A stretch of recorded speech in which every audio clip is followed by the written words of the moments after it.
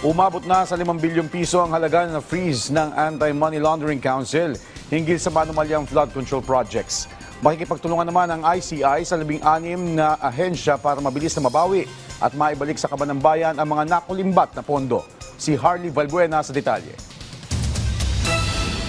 The Filipinos have now been awakened. Justice is not enough. We need restitution.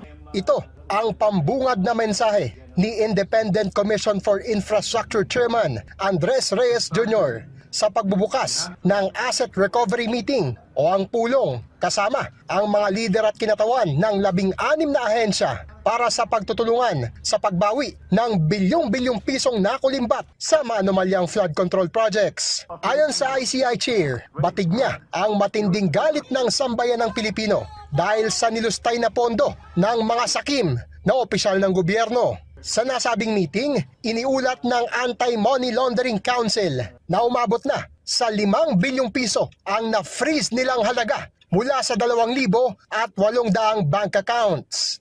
Money that should be utilized to better the lives of Filipinos were instead used by corrupt individuals to buy exotic cars, luxury vacations, and even gamble in casinos. Kaugnay dito, target ng ICI katuwang ang mga ahensya na mabilis na mabawi ang mga ninakaw na pondo at maibalik ito sa kaban ng bayan. Bilang panimula sa asset recovery, isusubasta na ng Bureau of Customs ang nasamsam na 13 luxury cars ng mga diskaya. May mga kulang daw sa kanilang mga papeles, which now gives them gives them the right for them to auction this off. They're just going through the process of approvals with the DOF. Rest assured that we'll be efficient in providing what's needed from the POC. Kasama sa Assets Recovery Meeting ang Department of Public Works and Highways, Department of Justice, Bureau of Internal Revenue, Commission on Audit, Securities and Exchange Commission, Anti-Money Laundering Council at iba pang ahensya.